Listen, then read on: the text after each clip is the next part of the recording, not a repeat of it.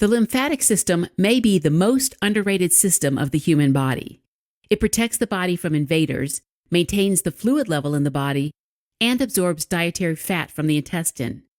That's pretty amazing for a system that is really small, sometimes even microscopic. Now, the lymphatic system is composed of lymph, lymphocytes, lymphatic vessels and plexuses, lymph nodes, and other lymphoid organs. Lymphoid organs are the part of the lymphatic system that are directly involved in the immune system because they produce lymphocytes, as is the case with the thymus and bone marrow and house lymphocytes and other white blood cells that are ready to respond to pathogens, and as is also the case with lymph nodes, the spleen, and tonsils. But we are going to focus on the role of the lymphatic system in returning leaked fluid into the blood, so let's start by turning our attention to lymph and lymphatic vessels. Lymph is a clear or slightly yellow fluid that is transported through tubes similar to blood vessels called lymphatic vessels. Now, you may be wondering, where does this lymph come from? Well, it all starts at a network of tiny blood vessels called the capillary beds, where nutrient and gas exchange occurs.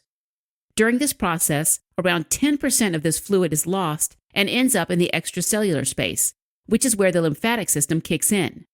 This fluid will be taken up first by lymphatic capillaries, which are small, porous capillaries throughout the body that form lymphatic plexuses. Once this fluid enters the lymphatic capillaries, it's called lymph. Now, the small lymphatic capillaries merge to form the next part of the lymphatic system, called lymphatic vessels.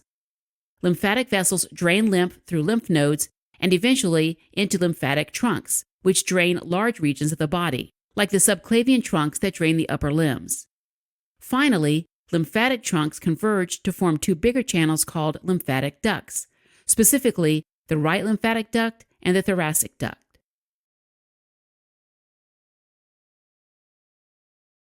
The right lymphatic duct collects the lymph from the right side of the head and neck, the right side of the chest, and the right upper limb.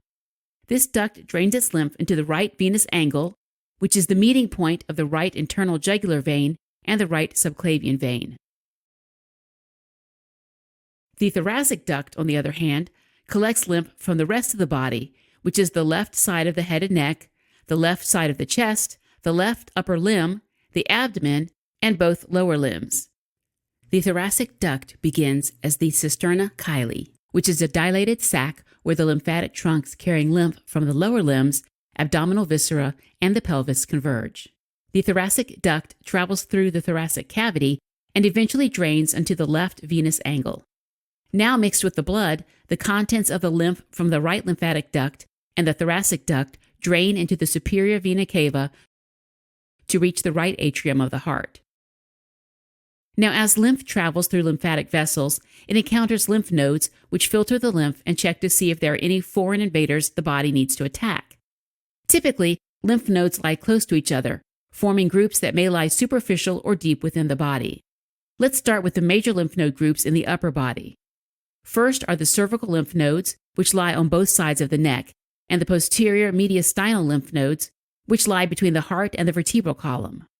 Next are the axillary lymph nodes, which are located in the axilla or armpit region. Further down the arm are the cubital lymph nodes, which lie in the cubital fossa on the anterior part of the elbow.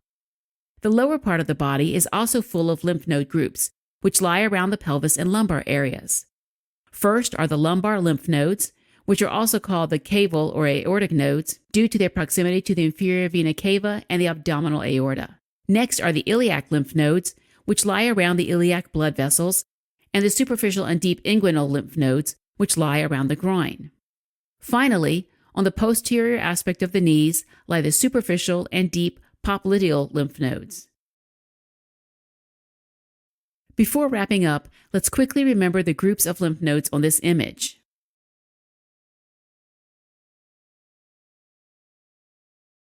All right, as a quick recap, the lymphatic system absorbs dietary fat from the intestine, protects the body from foreign invaders, and maintains extracellular fluid volume by returning excess tissue fluid to the blood. It consists of lymph, lymphocytes, lymphatic plexuses and vessels, lymph nodes, and other lymphoid organs. The lymphatic capillaries carry the lymph first through lymphatic plexuses to lymphatic vessels, then to lymphatic trunks, and finally drain into the venous system through the thoracic duct and the right lymphatic duct. The lymph nodes are scattered throughout the body and filter the lymph as it travels to the venous system.